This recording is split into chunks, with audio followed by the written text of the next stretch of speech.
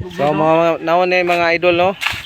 Si tatay mao lagi na atong giingon nga bisan to do na siya kapansanan pero apan naning kamot gid siya siyang kagalingon para mabuhi no. Wala gid siya magsalig og pamilya. Tanawa iyang kamot isa mga idol putol na siya pero naning kamot gid siya no. Pero daghan nga mga kompleto diha nga nag-standby ra gid no.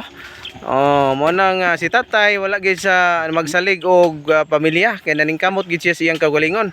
Kini si tatay ha 85 anyos ani. Pungkol na ho. Ha? Duha pa yung bata.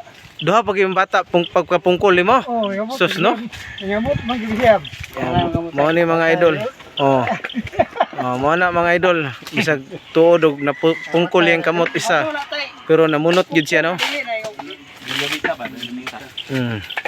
Mo na mga idol ha si tatay Mo ni nabuntan ni tatay mga idol.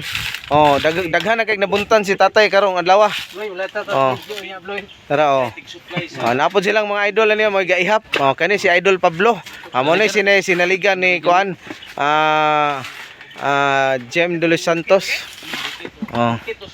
Tanawa mo ni nabuntan ni tatay mga idol daghan na kay ganihan buntag sugod si tatay. Kana tatay. Sa bata. Mo ni mga idol. Dili ginato ibali ang atong kapansanan no basta maning kamot lang gyud. Maka mabuhi ra gyud no. Kay naman gyud ang ato ang labaw nga magagahom.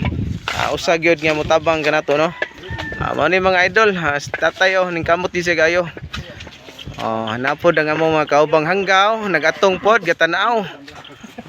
Pulihe sa nagbunot si tatay mga hanggaw. Maigid mabunos tatay mga idol. Nalahag basin og ganahan mo hatag og share ni tatay ha. I-send lang diri mga idol ang inyong gustong itabang ni tatay or diha ba kanya directly ha. Kay luoy pa taon sa tatay mga idol.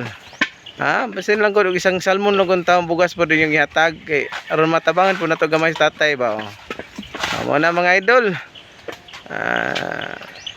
Nanaram gina ang atong kinabuhi. Magtinabangay ra man gyud no. Sama na ha.